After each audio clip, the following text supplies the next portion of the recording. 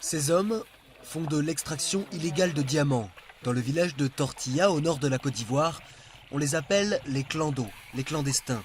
Pour eux, c'est le seul moyen de survie. On n'a rien à faire ici, c'est travaux champêtres. Après travaux champêtres, c'est ce qu'on fait pour gagner le prix de pain. On n'a rien à faire ici. Il n'y a pas d'emploi, il n'y a rien. Ici existait autrefois une mine officielle installée par la société française Saremsi. Elle a été fermée en 1975, tout a été pillé et les clandos se sont installés. Pendant les années de crise politique, les rebelles au gouvernement d'Abidjan ont pris le contrôle des mines de diamants.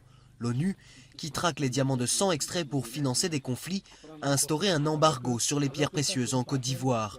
Une mesure que la nouvelle administration s'efforce de faire annuler.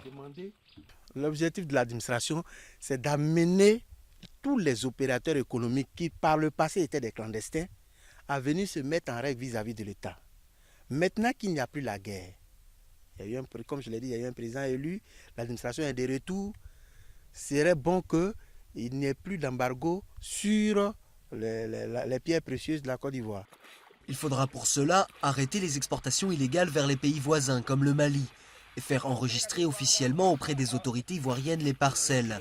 Un processus en bonne voie. Ici, le travail se fait en toute légalité. Nous travaillons sur la parcelle 1200, la parcelle de M. Vincent. Actuellement même c'est dur, on ne gagne rien même. Même toute la semaine que nous venons de faire, d'écouler là, on n'a rien eu encore. Mais avec le courage, on continue. Ils sont encore des dizaines à chercher les diamants de Tortilla, en espérant tomber sur la pierre qui fera basculer leur vie. Mais en attendant, la plupart ne gagnent environ que 30 € par mois. Beaucoup sont partis pour tenter de trouver de l'or.